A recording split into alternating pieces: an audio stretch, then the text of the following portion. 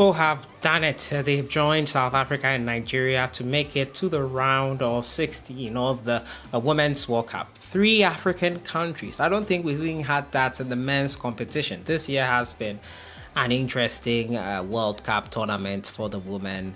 A lot of giants. 2-time World Cup winners, Germany themselves, knocked out of the competition today, actually. And Brazil, who have been flamboyant in this competition, especially in their first game with their first win, beating out by Jamaica, who had to get a GoFundMe account in order to fund their trip to the World Cup.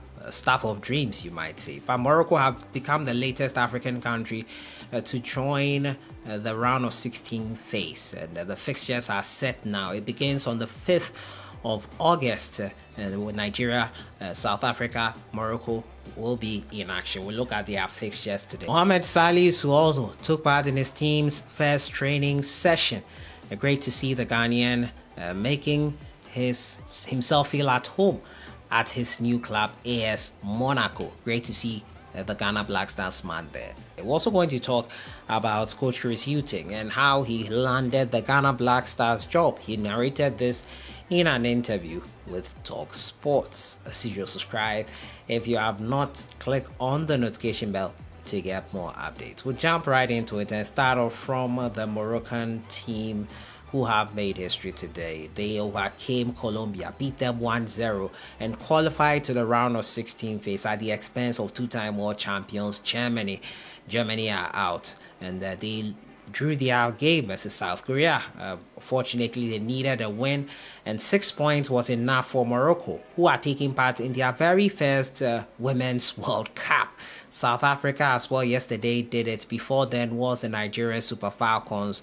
They also qualified after a 0-0 draw in their final group game. It's going to be an interesting round of 16 game involving 3 African nations. And I think this is the first time it has happened that we have 3 African nations qualifying to the knockout phases of the competition, the World Cup, that is, the Women's World Cup. And it's great to see all of them here and trying to get and do their countries proud. Africa representation has been quite limited. So the round of 16 phase will begin on the 5th of August.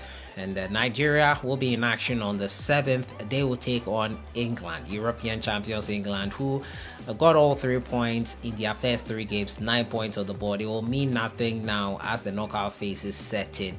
So the Nigeria Super Falcons have a lot of work to do with Lauren James, the star of their team. Many people are tipping that this could be the end of the road for the Super Falcons. They all thought that in the group stages and didn't think Nigeria would make it through.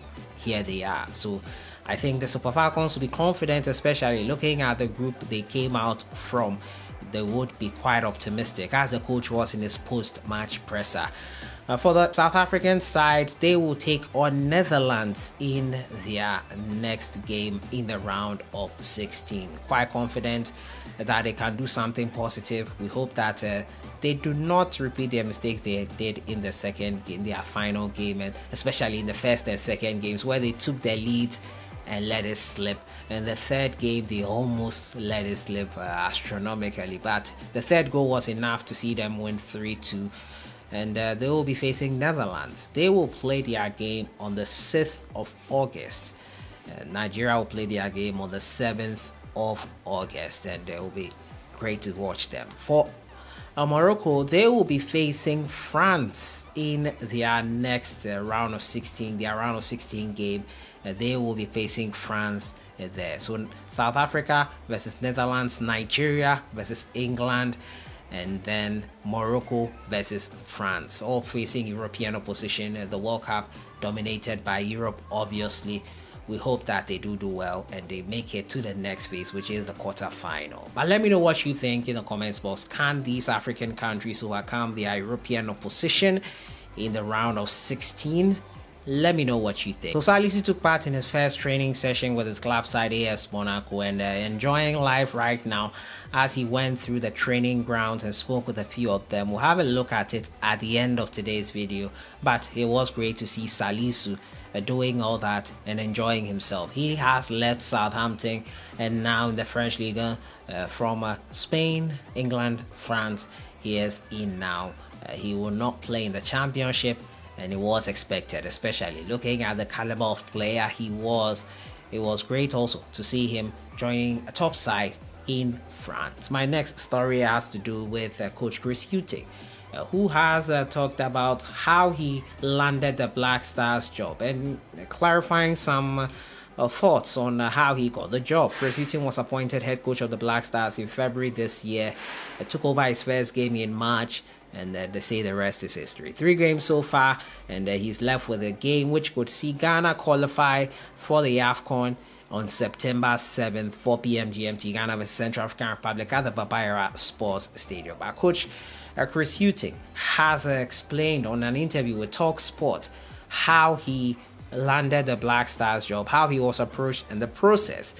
In the narration of how he landed the role, Chris Hughton appears to have absorbed the government and to an extent their influence on his appointment. Now speaking, he said he recounted the conversations that led to him securing the job, and in the process indicated that the key discussions around his appointment were made by the GFA. It actually started when I was on holiday in Ghana, and we hadn't done so well in the 2021 AFCON in Cameroon. We all remember that one, Comoros beating us. And the FA changed the coach, and they wanted to bring in another coach, he said. Most people thought I was there for the job, but that was not the case.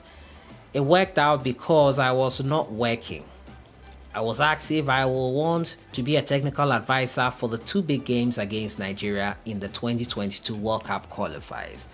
So the fact that we won, they asked me if I would want to continue this role going through to the World Cup, because they saw me as an experienced coach and also have a Ghanaian background. So I was asked if I could help. My role was to support the head coach and a technical team.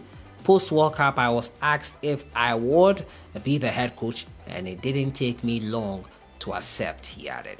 His account of events seemed to be in line with that of Gabi Ocheredaku, who also denied any involvement in the appointment of Chris Hughton as manager of the senior national team. Chris Hughton was brought by the FA, not me. Chris and I have been good friends for a long time, he said. He's a Tottenham fan and I'm an Arsenal fan. The president is also a Tottenham fan. These things happen because God works in a very mysterious way in putting strange people together. The legal practitioner added that Chris is a choice of the Ghana Football Association, and I think it's a good decision. When there is a vacancy anywhere, people lobby, and at the time, people thought Chris Hughton deserved the job. The FA also needed someone who knew the team. Since his appointment in February, Chris Hughton has won 1 and drawn 2 games, haven't played just 3 games so far. The next game is versus Central African Republic, the final qualifier for the African Cup of Nations. So we'll see how well the team do. We'll see what happens in that front. Preseason is wrapping up. The league in England will start pretty soon.